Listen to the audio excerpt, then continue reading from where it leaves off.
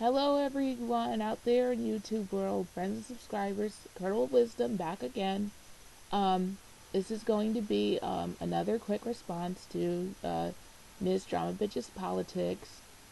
Uh, a response to my last video. Again, our debate on domestic violence and if it constitutes the definition of oppression and how preventable it is. First, I want to say, Drama, if you got the interpretation that I was like lecturing you, or that I didn't think your opinion was valid, I do apologize. I think I recall saying that the argument that that a group of people in prison is reflective of the violence they commit. I think that's when I said that argument was invalid. But that wasn't directed at you personally or anything. That's just a common argument that I've heard, that if you look at who's in prison the most and look at that population of prisoners and then say this is irrefutable evidence that this group commits the most violence for whatever reason, that's the argument that I said was invalid. So I just want to make that clear. Also, when you were attempting to refute me on the notion that relationships can't be voluntary because there are some women who are financially dependent on the men in the relationship, I actually did address that in my video. I've mentioned that there are some women out here who tolerate abusive relationships for the man's resources. I actually did address that, and that was the primary reason why I said that I don't agree with the notion of battered wife syndrome. Because because in my opinion, if you're staying in a relationship and you're tolerating abuse because of somebody's resources, then no, it is not the same as a rapist murdering her rape. Excuse me. It's not the same as a rape victim murdering his or her rapist, because that's an immediate threat and that's a kill or be killed situation. Now, some of the examples of domestic violence that you gave me were also accompanied with the emotional abuse and such, and with the threats of murder, and with the threats of the woman's family members. And yes, that does happen. But you told me at one point to look at the statistics, and I'm not saying it doesn't happen. I'm just saying how could there be a statistical breakdown of something like that? Like, some things can be broken down in statistics. Like, and I'm just using this for an example, just for the sake of it. Like the oft-repeated 70% of black women are unmarried statistics. Okay, you can prove that with statistical evidence, but you can't prove why that happens. You can't prove if these 70% of women are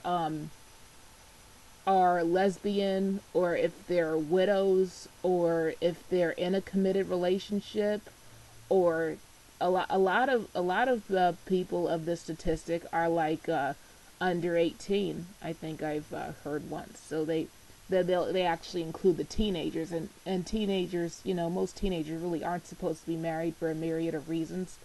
Things like that.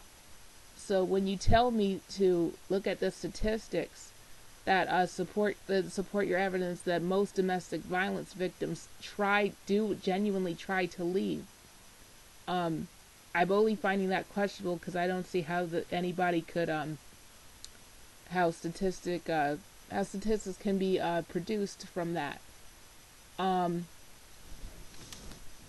Also, so yeah, I didn't want to come off as though I have no compassion for domestic violence victims.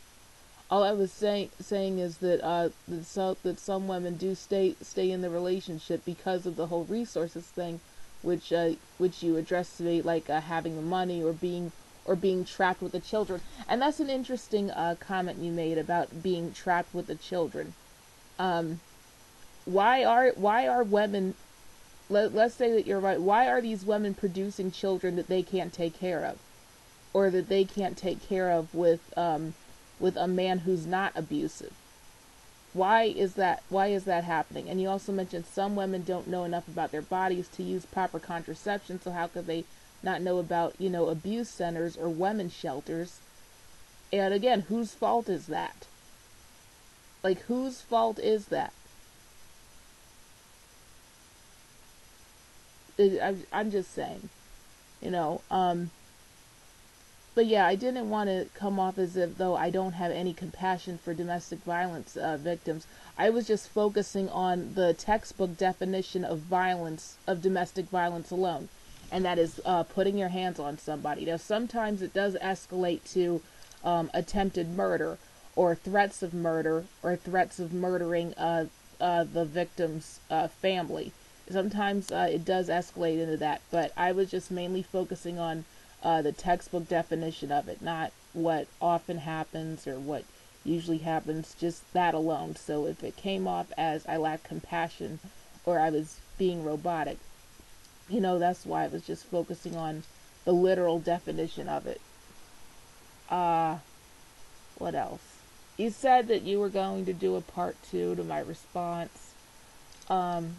So I guess I should apologize for having a response so quickly, but I don't know. I just figured maybe I should clarify my points because, as I said, I don't like script these or plan these ahead or whatever. You mentioned something about the honeymoon phase and people being fake, and yeah, that is a valid thing that does happen.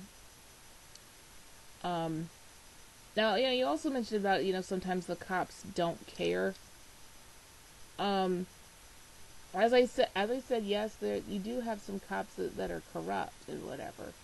But, I'm just saying, a lot of people act like, generally speaking, the law does not protect women.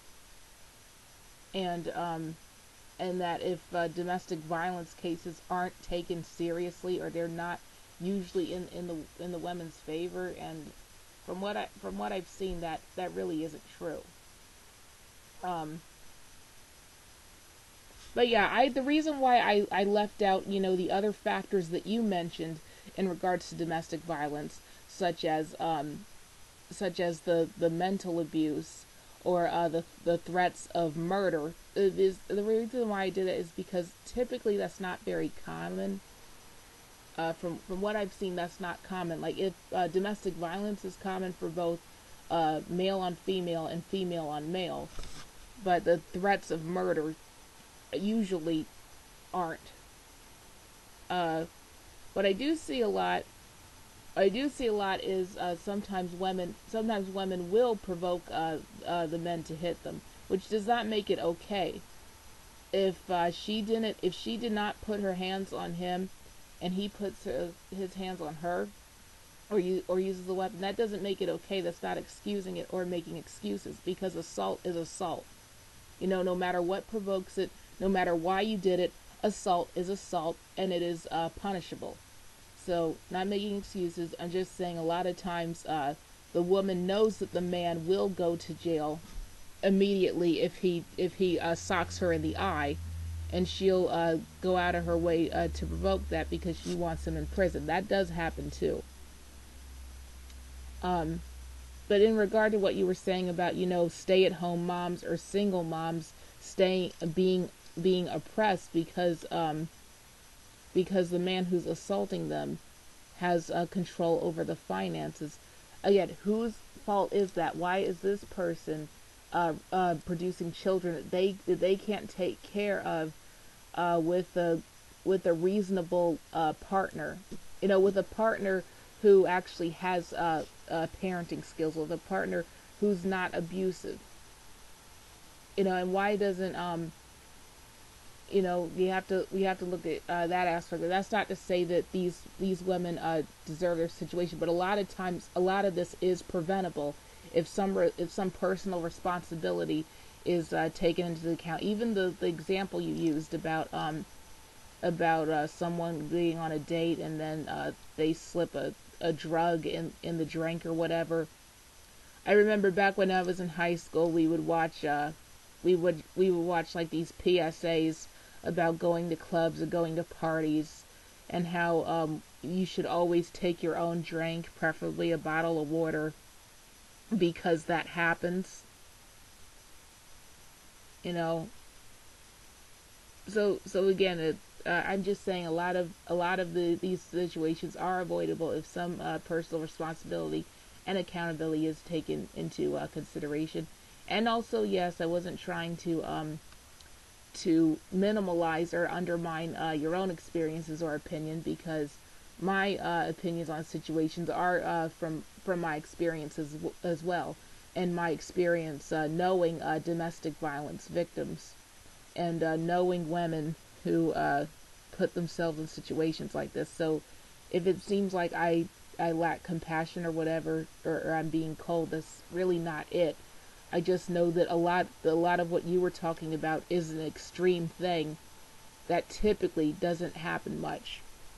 And also, when you mentioned about the black women who were separate, who went to prison with the men, I did address that in one of your comments, and I said that that's not surprising, for the simple fact that this country has a history of seeing blacks as 3/5 of a human. So obviously, a black woman isn't going to be seen as a woman. She's just gonna be seen as a thing, or like a humanoid creature, like the other black male humanoid creatures, and they just get lumped into one area to keep away from the civilized white humans. So yeah, that does go on. That has go on, and that has happened. I don't really think that has a lot to do with the whole strong independent black woman thing, as it has to do with, just racism in general. So yeah. Um what else? So yes, I still stand by what I said, and I do respect your opinion. I just think that you did not refute me on why relationships are not voluntary. I think you haven't refuted me on that. That I do respect your opinion anyway, and thank you for the dialogue. Okay, that's it for now. Curdle Wisdom out.